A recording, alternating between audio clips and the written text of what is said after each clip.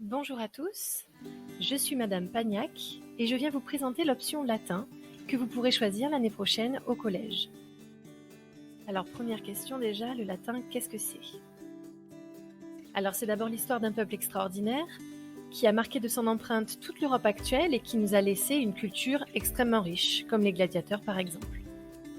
Ils nous ont aussi laissé la mythologie, avec les histoires fabuleuses des dieux que vous voyez apparaître à l'écran, qui a inspiré les arts et la littérature. Les Grecs et les Romains nous ont aussi laissé une architecture incroyable, avec des monuments qui sont encore aujourd'hui visités par des millions de personnes chaque année. Et justement, toutes ces connaissances, toute cette culture nous a été transmise à travers une langue que vous apprendrez l'année prochaine avec moi. Et cette langue passionnante est un petit peu la mère du français. Et comme une fille peut ressembler énormément à sa maman, le français ressemble énormément au latin. Et précisément, on estime que 80% des mots de la langue française proviennent du latin. C'est énorme, et notamment à travers des mots que vous utilisez tous les jours, comme par exemple le mot agenda, maximum ou lavabo également. C'est justement parce que le latin nous a beaucoup légué qu'il est enseigné à travers le monde à des millions d'étudiants. Et si on est latiniste, justement on va mieux comprendre l'orthographe de certains mots, par exemple le mot temps qui s'écrit PS à la fin, parce qu'il vient du latin tempus. Et on voit bien justement que les deux lettres muettes ont été conservées. Alors concrètement, comment ça se passe? Eh bien en 5e, vous allez devoir choisir entre l'espagnol ou l'italien.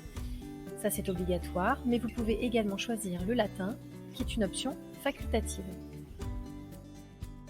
Ce n'est donc absolument pas obligatoire et c'est ce qui fait la force du latin puisque tous les élèves qui viennent en latin l'ont choisi.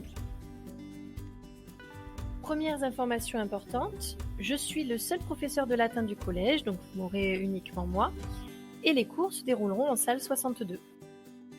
Le fait que tous les élèves aient choisi de faire du latin nous permet de travailler un petit peu différemment, notamment en groupe, mais aussi en salle informatique, tout ça bien sûr en développant l'autonomie. Au niveau des horaires maintenant, c'est une question importante, il y a 1h30 de latin par semaine. Alors 1h30, c'est à la fois beaucoup et très peu, puisque si je décide d'apprendre le tennis, il va falloir passer du temps sur un cours de tennis. Eh bien, le latin, c'est la même chose. Pour apprendre le latin, il faut y passer un petit peu de temps. En revanche, ce temps passé, c'est aussi du travail passé entre élèves, en autonomie, à travailler en groupe. Dans tous les cas, l'idée est d'être plus autonome dans son travail, d'expérimenter de nouvelles méthodes pour toujours progresser et faire l'acquisition de nouvelles connaissances. Alors, récapitulons. Le latin est une option facultative, c'est donc un choix non obligatoire. Nous nous verrons 1h30 par semaine, il n'y aura pas de devoir à l'écrit, et au contraire, nous essaierons de travailler de façon toujours très différente. Le principal, c'est de comprendre que le latin accueille tout le monde, à une seule condition, c'est d'être motivé. À bientôt j'espère.